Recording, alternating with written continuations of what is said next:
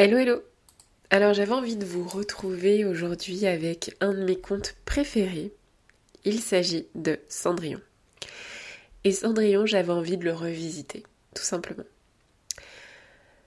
Euh, on a tous grandi, enfin pour ceux qui ont, qui ont connu Cendrillon, avec cette histoire d'une très charmante jeune femme sauvée de sa vie misérable par un prince très très très charmant. Mais alors, quand j'étais petite, ça me paraissait, je sais pas, tellement magnifique. Mais aujourd'hui, j'ai grandi et euh, je n'ai absolument plus le même point de vue. Cette idée d'attendre d'être sauvée par quelqu'un d'autre, aujourd'hui, me dérange beaucoup. Et qui plus est, par un prince, même s'il est très très très très très charmant, me dérange. Alors, et si notre Cendrillon, en 2024, ne devait plus compter sur un sauveur, mais sur elle-même? Alors, on va se plonger dans une analyse symbolique de ce conte. On va explorer les archétypes profonds qui se cachent derrière les personnages emblématiques de cette histoire et on va essayer d'en tirer une nouvelle morale qui sera beaucoup plus adaptée à notre époque.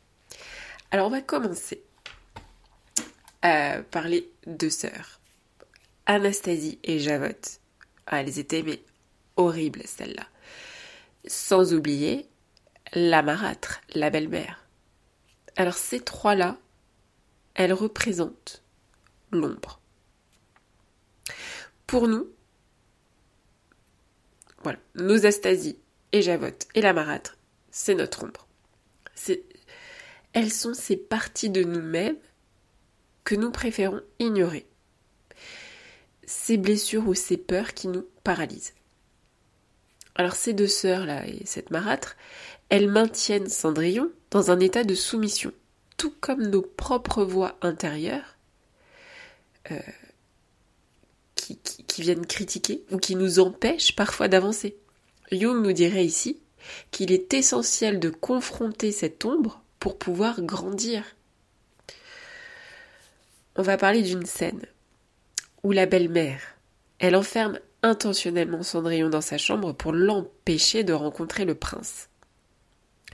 Ici, dans cette scène, par exemple, ça symbolise la manière dont l'ombre peut saboter nos propres efforts de liberté ou de succès. On a une autre scène qui est hyper poignante.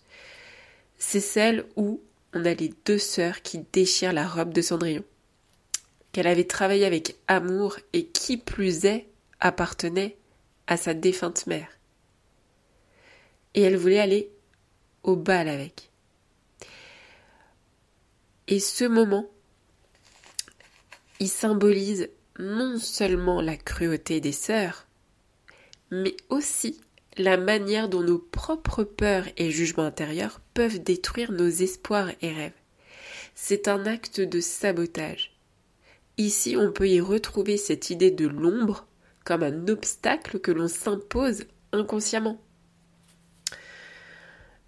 Les deux sœurs, là, et la belle-mère, ne sont pas simplement des personnages extérieurs, mais elles représentent aussi des parties refoulées de nous-mêmes.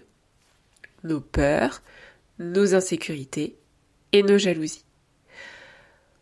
Pour que Cendrillon puisse se libérer, elle doit d'abord affronter ces figures symboliques, tout comme nous devons confronter nos propres ombres pour pouvoir évoluer et grandir. Parlons des alliés de Cendrillon, les petites souris. Alors, il y avait Gus et j'ai oublié l'autre. Ah, il y en avait deux principaux là, Gus et... Oh, je sais plus. Enfin bref. Ces petites souris, les alliés de Cendrillon, sont les symboles de ses ressources à elle, internes. Et pour nous, ça peut représenter nos capacités cachées, notre force que nous ne soupçonnons même pas avant qu'elle ne soit révélée par l'adversité. Nous avons tous nos souris intérieures. Ces petites forces discrètes, mais puissantes, qui nous aident à nous libérer. Autre scène. À la fin du film, lorsque Cendrillon est enfermé dans la tour par sa belle-mère, son horrible belle-mère, pour l'empêcher d'essayer la pantoufle de verre, qui est-ce qui viennent encore en aide à Cendrillon? Les souris. Elles parviennent à voler la clé et à la lui apporter. Et ici, ça peut nous montrer que même dans les situations les plus désespérées, des solutions et des forces inattendues peuvent surgir pour nous libérer. Donc ces petites souris illustrent l'idée que même si nous nous sentons impuissants face aux obstacles, nous possédons des ressources internes, souvent inexplorées, qui peuvent nous sauver dans les moments les plus critiques. Quant à la marraine la bonne fée, elle est ce que Jung appellerait l'anima positive. C'est la figure de la transformation, mais pas simplement extérieure. Dans une lecture plus moderne, on pourrait dire que la robe et le carrosse ne sont que des outils temporaires. La vraie transformation doit venir de l'intérieur. Parlons de notre prince charmant. Ce fameux prince très très charmant. Alors lui, il symbolise un piège. Et quel est ce piège? Eh bien, c'est celui de projeter notre bonheur sur quelqu'un d'autre. Eh bien, Cendrillon, elle projette son désir de salut sur ce prince. Mais en réalité, elle détient déjà la clé de sa liberté. C'est là une leçon importante.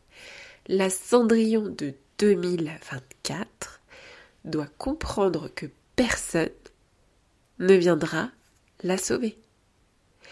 Elle doit devenir sa propre héroïne, celle qui forge son destin. Autre scène. Lors du bal, où Cendrillon rencontre le prince. Elle est immédiatement éblouie par lui. Et pourtant, Cendrillon ne connaît presque rien du prince. Mais elle projette toute son attente de bonheur sur cette relation. Elle croit que le prince représente la clé de sa liberté, alors qu'en réalité, la transformation extérieure, donc grâce à la marraine et sa robe, ne reflète absolument pas une véritable transformation intérieure. Elle se trouve encore dans une position d'attente, espérant être sauvée. Ce comportement symbolise un piège commun. Donc, croire que quelqu'un d'autre détient la solution à nos problèmes. Pourtant, la leçon qu'on peut en tirer est que même si le prince représente un espoir, la véritable transformation doit venir de Cendrillon elle-même. Elle doit réaliser qu'elle possède déjà la force nécessaire pour changer sa vie. La Cendrillon de 2024 doit comprendre cette différence. Elle ne doit pas attendre que quelqu'un d'autre, comme un prince charmant, même si il est très très très charmant, vienne la sauver. Elle doit devenir l'actrice principale de sa propre vie, sa propre héroïne, capable de forger son propre destin. Alors, quelle morale pouvons-nous tirer de tout cela en 2024 ? Il y a 4 choses. 1. Affronter l'ombre. La première étape est de reconnaître et affronter nos propres ombres. Plutôt que de se laisser submerger par les critiques ou les obstacles.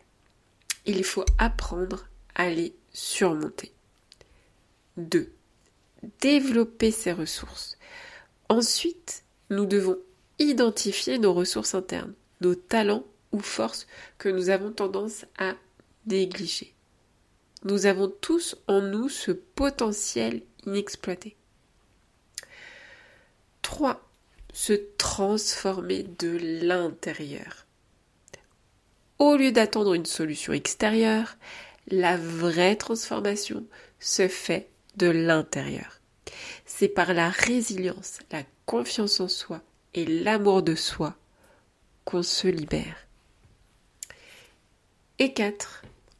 Enfin, ne pas attendre de sauveur. Il est crucial de comprendre que le bonheur ne viendra pas d'un prince charmant ou de quelqu'un d'autre. La Cendrillon moderne se sauve elle-même. La Cendrillon de 2024 doit cesser d'attendre d'être sauvée et embrasser sa propre transformation. En affrontant ses ombres, en développant ses ressources internes, elle peut se sauver elle-même. Et c'est là la vraie magie. Je vous remercie de m'avoir écouté. Et rappelez-vous que chacun de nous est son propre héros. Voilà. J'espère vous retrouver très prochainement pour une nouvelle vidéo. D'ici là, prenez soin de vous. À très bientôt. Ciao.